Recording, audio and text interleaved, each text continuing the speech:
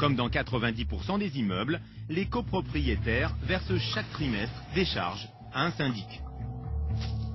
Cet argent sert à payer l'entretien des parties communes.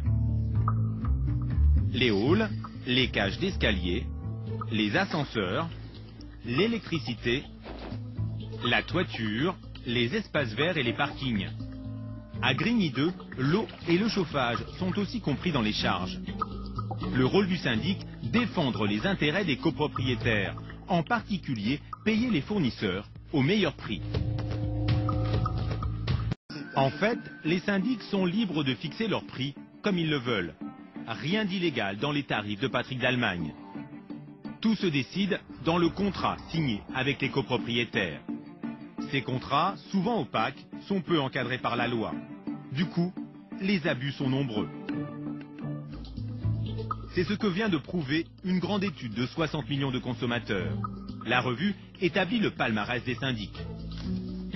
Lionel Mauguin a passé au crible près de 300 contrats. Le résultat est affligeant. Sur tous les contrats là qu'on a épluchés, de notre point de vue, il n'y en a que 4 qui sortent du lot et qui sont considérés comme corrects. Ils ne sont pas parfaits, ils sont corrects. Donc 4 sur 282, c'est quand même pas beaucoup. Dans 99% des contrats étudiés, le même travers, une surfacturation érigée en système. Le prix de la photocopie est une fois encore un bon indicatif. Chez Foncia, par exemple, elle coûte jusqu'à 81 centimes pièce. Donc on imagine que c'est des papiers qui sont dorés à leur fin, à ce prix-là, parce que franchement... Alors on a remarqué aussi des choses assez rigolotes, c'est que notamment dans les comptes rendus d'Assemblée Générale, des fois vous avez des polices de caractère immenses. Et ça fait des dizaines et des dizaines de pages, il y a autant de photocopies à faire. Donc oui, on va jusque-là dans la mesquinerie, de la tarification, on écrit très gros pour que ça fasse un maximum de photocopies. Et cela ne concerne pas seulement les petits syndics. Le comparatif de 60 millions de consommateurs épingle surtout les poids lourds du secteur. Donc là, vous avez les principaux syndics français, c'est des réseaux de cabinets qui détiennent la grande majorité de ce marché. Foncia, Lamy, Citia, Sergic, Oralia, Urbania, force est de constater que voilà, il n'y en a pas un qui s'en sort. Ces grandes enseignes se partagent un chiffre d'affaires d'1,3 milliard d'euros par an. Nous décidons de nous intéresser à Citia, le numéro 3 en France. Au Mans, André Coubard a repéré un immeuble où Citia aurait poussé à faire des travaux très coûteux.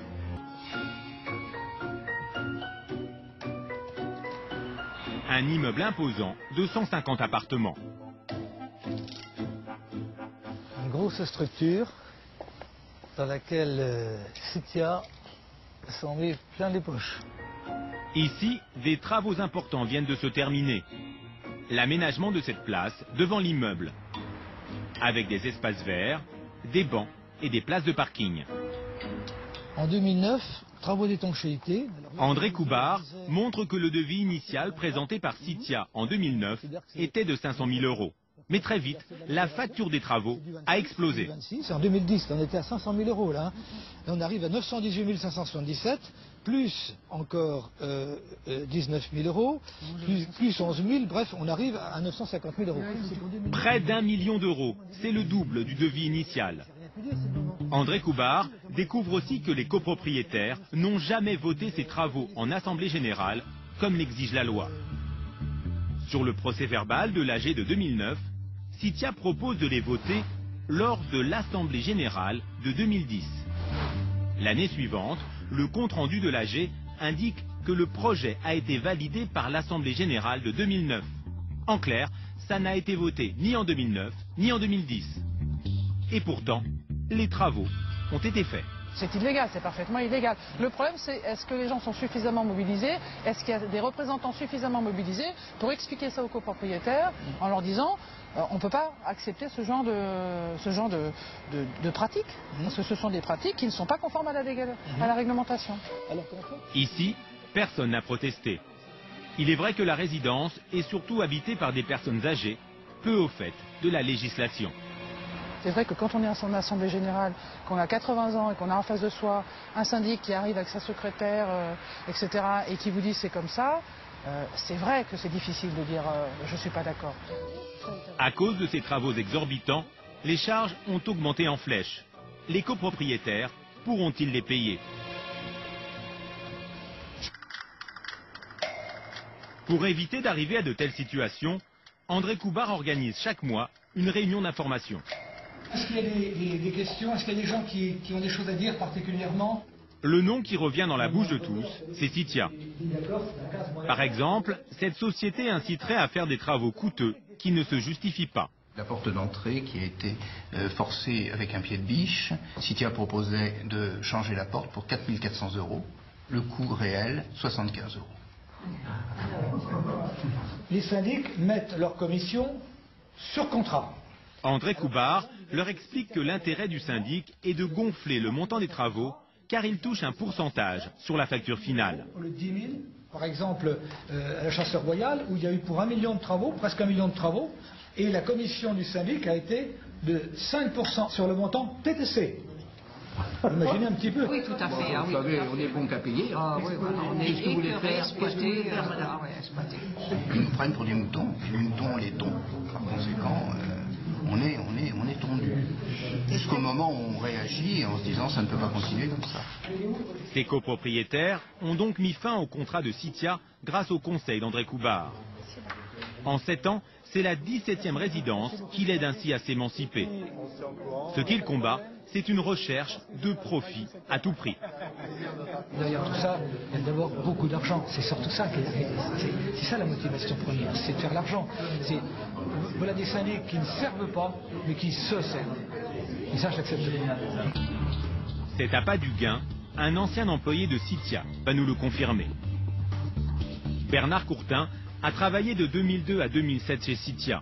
Il gérait une 50aine de résidences. Il accepte de nous révéler comment cette société pousse les copropriétés à la dépense. L'objectif, c'était d'abord les chiffres. On me l'a dit franchement, on me l'a dit ouvertement. On ne veut pas savoir comment vous faites, il faut que vous y arrivez.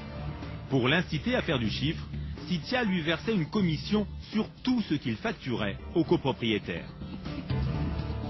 J'avais 6% jusqu'à 26 451 € de facturés dans l'année.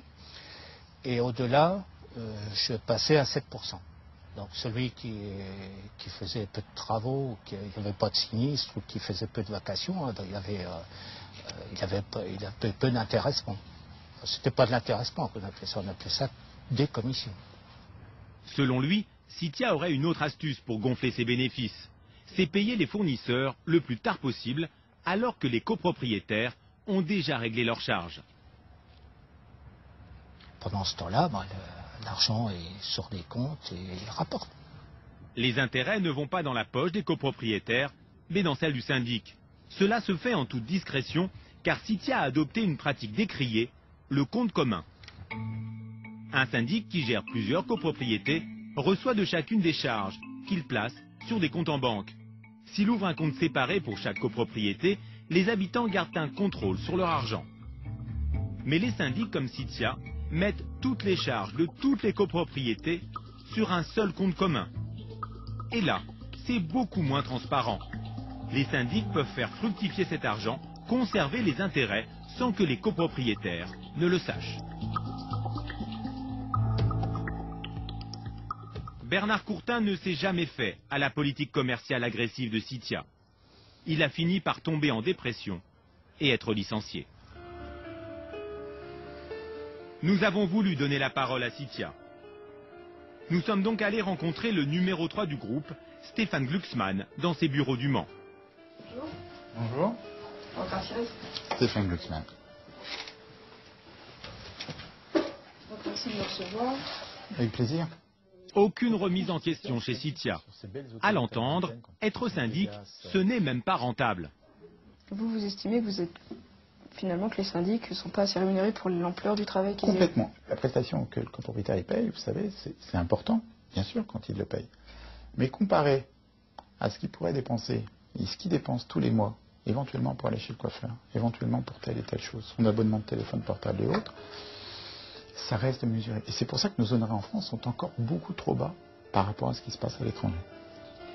Reste qu'en 2011, le groupe Citia a fait 9,4 millions de bénéfices, plus 40% en 2 ans.